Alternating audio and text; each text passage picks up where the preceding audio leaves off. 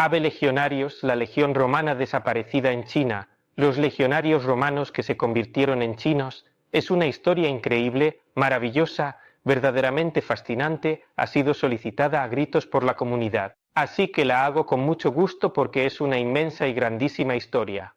Es una historia con contornos aún nebulosos, porque no se tiene una certeza total, pero vale completamente y absolutamente la pena ser contada para entender hasta dónde llega Roma y sus hombres de verdad, realmente, absolutamente, realmente. Entonces comencemos inmediatamente el relato de manera increíblemente detallada y fascinante de la misteriosa legión romana dispersa en China.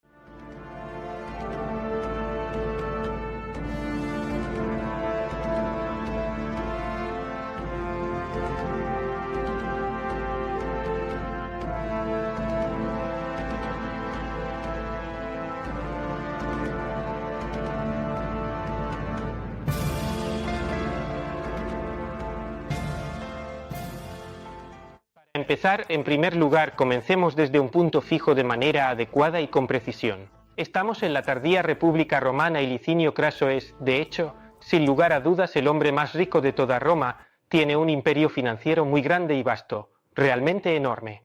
Entonces Craso es el punto de partida de la historia. Craso además en ese periodo hace un acuerdo privado y político muy importante y destacado con los otros dos hombres más poderosos, el general Pompeyo Magno que también ha tenido victorias en Asia y en otras partes, y con Julio César que es la estrella emergente de la política romana y en la sociedad. Este acuerdo, conocido como el primer triunvirato, permite a cada uno de los tres hacer básicamente lo que quiere, tienen en sus manos la política de Roma. En este punto Craso escucha las noticias de que en realidad Julio César está conquistando la Galia. Se siente grandemente impresionado por las conquistas de César en la Galia y también desea una misión militar que le dé mucha gloria, también quiere conquistar y decide ir contra los partos. Adicionalmente busca reconocimiento. Lo vemos, esta es la zona que en ese tiempo estaba habitada por el imperio de los partos, estamos en Oriente. Él obviamente logra obtener este encargo, en particular con el acuerdo de Lucca logra obtener este encargo. Pero hay que decir una cosa, sin duda, Craso es un general pésimo.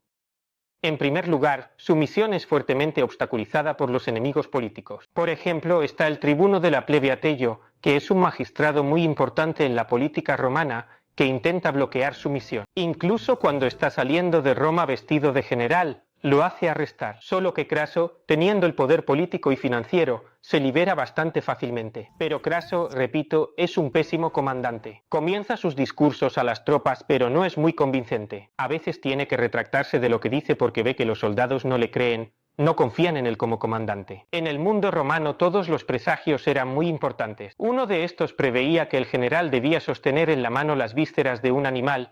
Estas vísceras se le escapan de las manos y esto es un presagio pésimo y por lo tanto él nuevamente no tiene la confianza de sus hombres. Así que esta misión comienza con todas las señales más negativas posibles. Él crea y recluta a toda una serie de soldados, un poco en Campania, un poco en Sicilia. También allí debe partir. Debe cruzar el Adriático, parte en el momento equivocado con sus barcos y pierde una parte de ellos, por lo que llega razonablemente a los Balcanes ya con el pie izquierdo. Así que es una misión realmente bajo una realmente muy mala estrella. Cuando llega al lugar, nuevamente en el mapa vemos el punto de partida de la misión de Craso, sus consejeros, entre ellos por ejemplo Casio, que será quien luego mate a César, le dan un aviso muy importante y significativo. Le dicen, procedamos a lo largo de la costa, de modo que tengamos los suministros directamente de las flotas navales y estemos en ventaja, y él no. Él, por su propia iniciativa, de manera muy deliberada, sin escuchar a aquellos que eran considerablemente más expertos que él,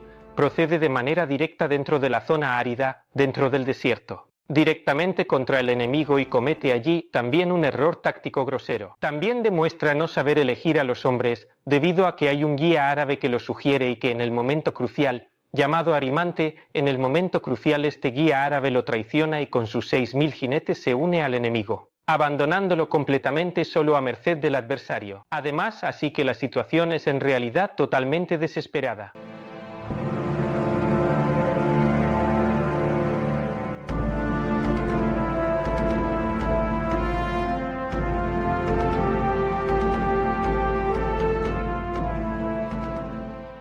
De hecho, se llega a la batalla de Carrae, donde él y además también su hijo están también contra el general Parto Sureña. ¿Cómo funciona esta batalla? Sureña ataca a los legionarios romanos con flechas devastadoras. El arco que utilizaban los partos era mucho más potente que el de los romanos y, por lo tanto, son acribillados a flechazos. Craso da la orden a sus valientes hombres de disponerse en lo que se llama ad quadratum, es decir, encuadrado con los escudos en formación de tortuga, pero esto no es suficiente porque las flechas son demasiadas y los hombres son masacrados. Su hijo Publio ve que la situación se está yendo al traste y realiza una acción extraordinaria y valiente. Toma 1000 jinetes y los lanza con gran determinación contra aquellos que están disparando las flechas. Pero los caballeros son asesinados antes de que puedan tocar al enemigo y el padre ve morir a su hijo en el campo de batalla. Poco después, Craso se atrinchera, la situación es totalmente desesperada, comienza una negociación con Sureña, quien dice querer llegar a un acuerdo, pero en el momento crucial Craso confía en él, Sureña lo traiciona, lo mata y le corta la cabeza. En resumen, una expedición que resulta en una derrota devastadora. Este es el origen de los legionarios romanos, porque una parte de los prisioneros romanos no es asesinada, sino que Sureña los transporta aún más al oriente, a una zona que actualmente corresponde a Turkmenistán, para luchar contra los hunos. Y en este punto el destino de estos hombres se interrumpe, es decir, no sabemos nada más de ellos.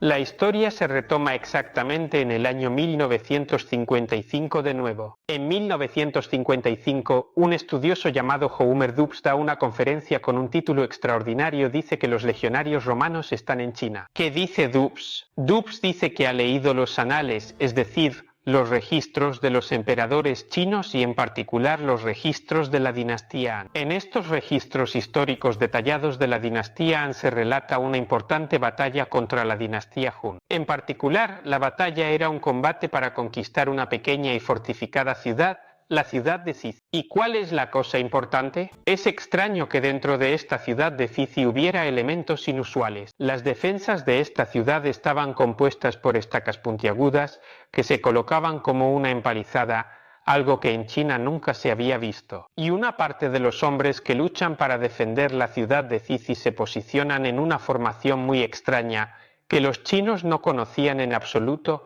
que en ese momento se llamó a escamas de pez, que sería la tortuga romana. Basándose en esta información, en este hallazgo de estas crónicas de la época, este estudioso de Abs dice que estos hombres son los legionarios romanos que sobrevivieron a Carrae de manera detallada. Después de la batalla, dado que estos romanos pierden, son deportados por los chinos aún más al oriente, hasta la ciudad de Liyan, donde su tarea es defender a los campesinos de las incursiones de los tibetanos, ya que en ese entonces China y Tíbet estaban en guerra. Esta es la extraordinaria conclusión de Dapse, es decir, este es el núcleo. Toda la historia proviene de la reconstrucción de este estudioso. Dio una conferencia y escribió un libro que pueden comprar. Esta es la extraordinaria historia. Veamos ahora, entonces, de manera analítica, si podemos creer o no que estos sean los legionarios perdidos de Craso.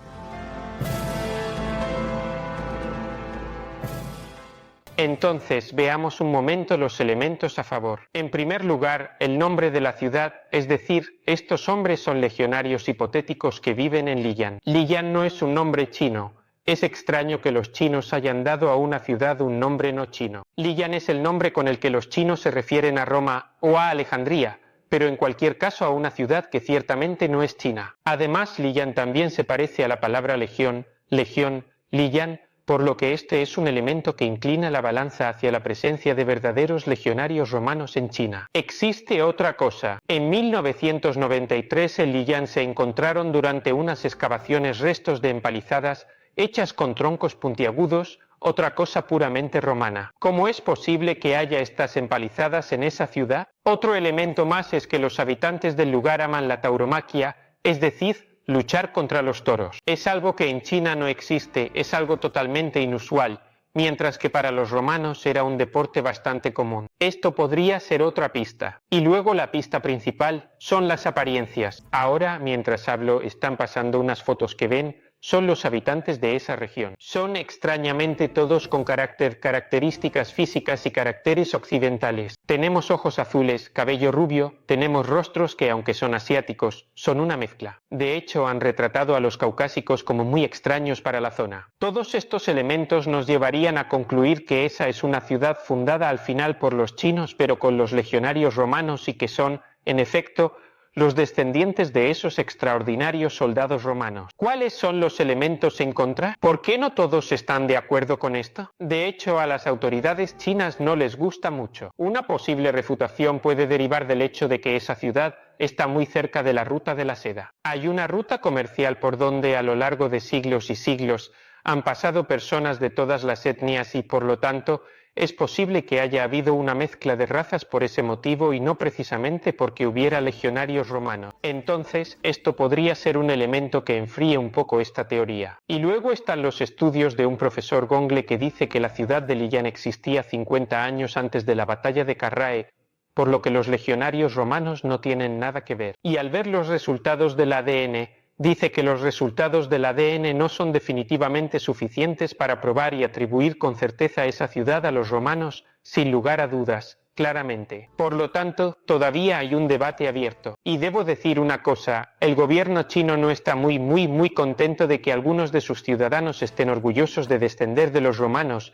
así que está un poco predispuesto, hay que decirlo. ¿Cómo podemos concluir? Concluimos diciendo que la historia aún está por verificarse, pero se ve el poder de Roma, es decir, nosotros conocemos el imperio chino, pero no estamos orgullosos de ser chinos, mientras que hay chinos que conocen el imperio romano y están orgullosos. Aunque no puedan decirlo, pero en realidad están orgullosos de ser romanos. Y por lo tanto, en mi opinión, la mano de Roma está presente también allí. Espero haber resumido eficazmente la grandísima y fascinante historia de estos misteriosos legionarios romanos perdidos en China.